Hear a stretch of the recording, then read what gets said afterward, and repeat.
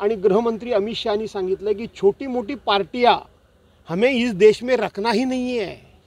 त्याची सुरुवात राज ठाकरेंपासून झालेली आहे। मला खरं सांगू का, मला राज ठाकरेंचं खूप वाईट वाटतं।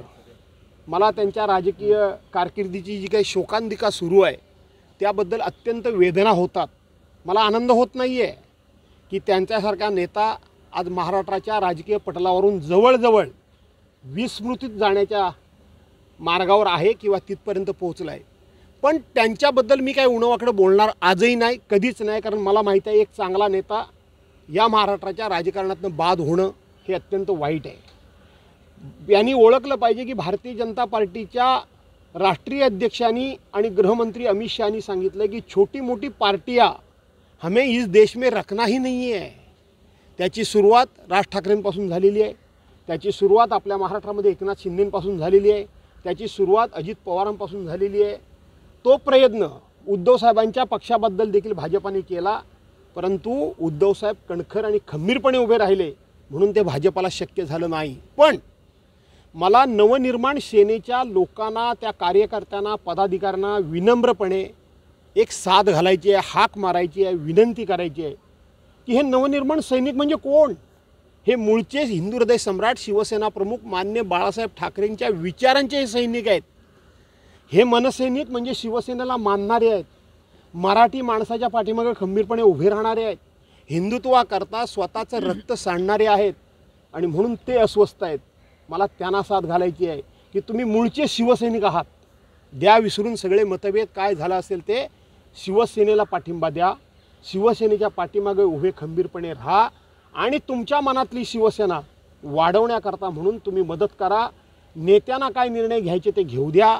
त्यांनी तो निर्णय मनापासून घेतला, त्यांना दिल्लीला जावं लागलं की दिल्लीला बोलावून घेऊन त्यांना इशारा देण्यात आला, याच्याबद्दलच्या चर्चा सुरू आहेत।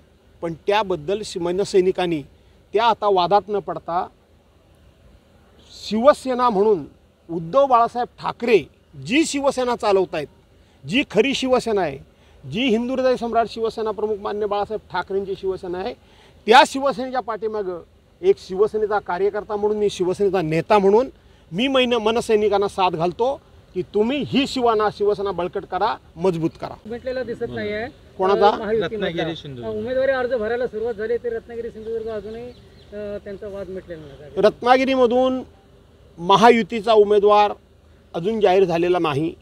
महाविकास आघाडीचे उमेदवार विनायक राऊत हे जाहीर झालेले आहेत। मी महायुतीला शुभेच्छा देतो आणि माझ्या कुलदैवताला प्रार्थना करतो की महायुतीला अशी सद्बुद्धी दे, उमेदवारी अर्ज भरण्याची तारीख आणि वेळ चुकून गेली तरी महायुतीचा उमेदवार जाहीर होऊ नये अशी मी त्या ठिकाणी अपेक्षा करतो आणि माझ्या ग्रामदैवताला प्रार्थना करतो। नाही, मला माहीत नाही त्यांनी विकास का केला नाही केला वगैरे काय हा विषय तटकरे का करतात, परंतु मला त्या वादात तुम्ही ओढताय म्हणून मी तुम्हाला सांगतो, गेल्या 5 वर्षात तटकरेंनी आमच्या कोकणामध्ये विकास काय केला रत्नागिरी जिल्ह्यामध्ये त्याची एकदा पुस्तिका जाहीर करावी, म्हणजे आम्हाला उत्तर देणं सोपं जाईल। देश विदेशातील प्रत्येक घडामोडींचे लाईव्ह अपडेट मिळवण्यासाठी आता साम टीव्हीच्या सर्व सोशल मीडिया प्लॅटफॉर्मला लाईक, फॉलो आणि सबस्क्राईब करा। तसंच सर्व नोटिफिकेशनसाठी बेल आयकॉन प्रेस करायला विसरू नका।